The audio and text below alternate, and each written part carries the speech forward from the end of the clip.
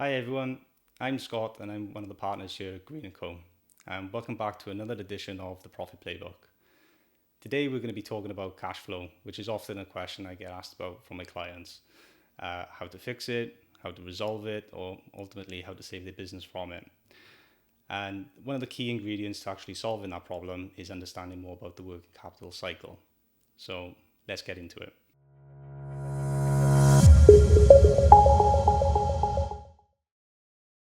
So the working capital cycle might actually be a new term to you that you're unfamiliar with, but it's not as difficult as it might first seem.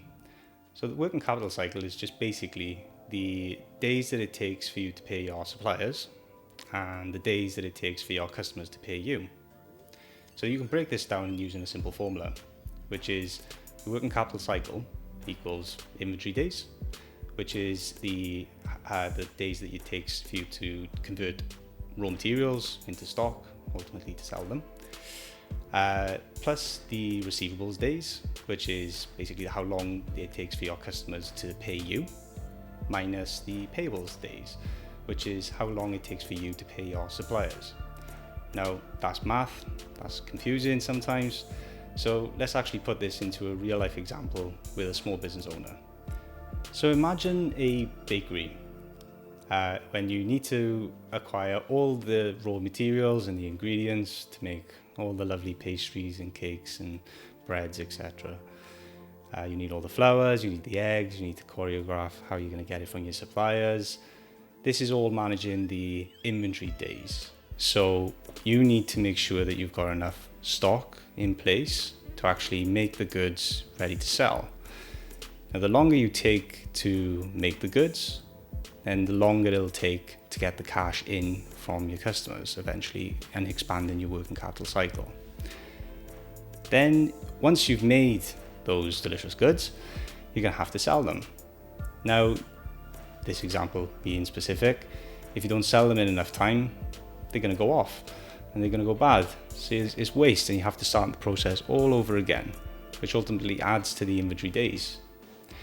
So if it takes you a couple of days to actually make the goods and then you sell them immediately, then you're getting the cash in quite quick, which is great for the business owner. Then ultimately, we can't forget, you've got to pay the suppliers for the stock that you've just bought. So hence the example here. So it's the inventory days, how long it takes for you to actually turn the goods into stock, how long it takes for you to sell those goods and get the cash in from your customers, and how long it takes then for you to pay your suppliers, which ultimately adds to the working capital cycle, which, if you can see, is how long it takes for you to get the cash from your payables to your receivables. So we've looked at the working capital cycle quite a bit. We've looked at what it is, how do we calculate it, and also what does it mean for a business owner in an example. But how do we actually improve it for a business owner? Well, here are my top 6 strategies that I would consider to improve your working capital cycle. So the first one is reviewing your credit limits with your suppliers or with your customers.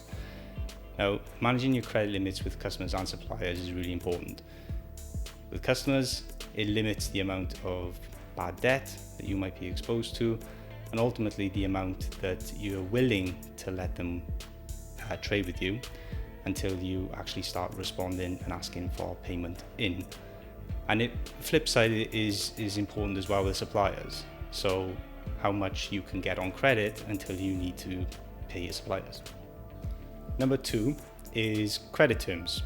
So reviewing again for customers and suppliers the days that you allow your customers to have credit with you until they pay you.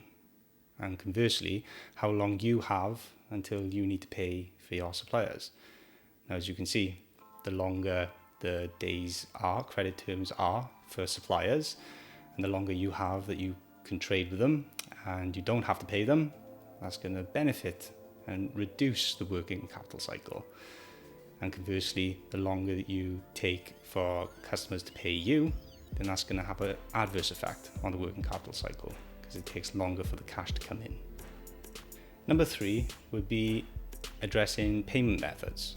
So if you're working with your customers and they're taking quite a long time to pay you because the check's in the post, well, try thinking about setting up a direct debit or standing order.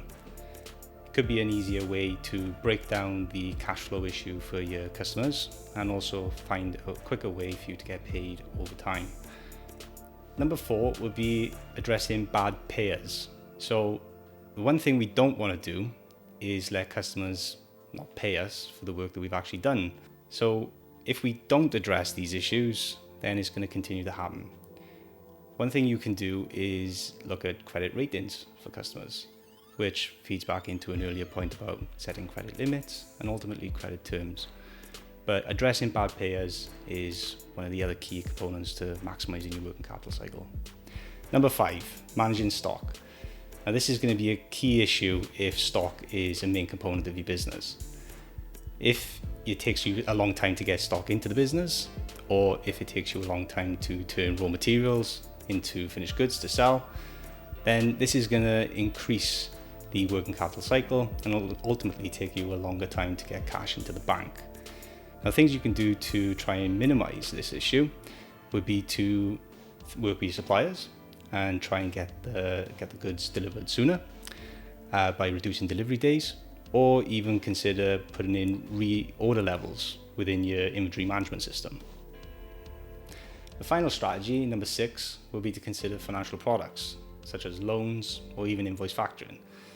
Now, invoice factoring is quite cool, where you can advance cash in from the customers before they even pay you. Now, that's quite technical, but don't worry, we've covered this and a lot of other topics in our guide, so please don't hesitate to download our guide, and remember to like and subscribe to the channel and leave a note in the comment section and let us know what you want to talk about next.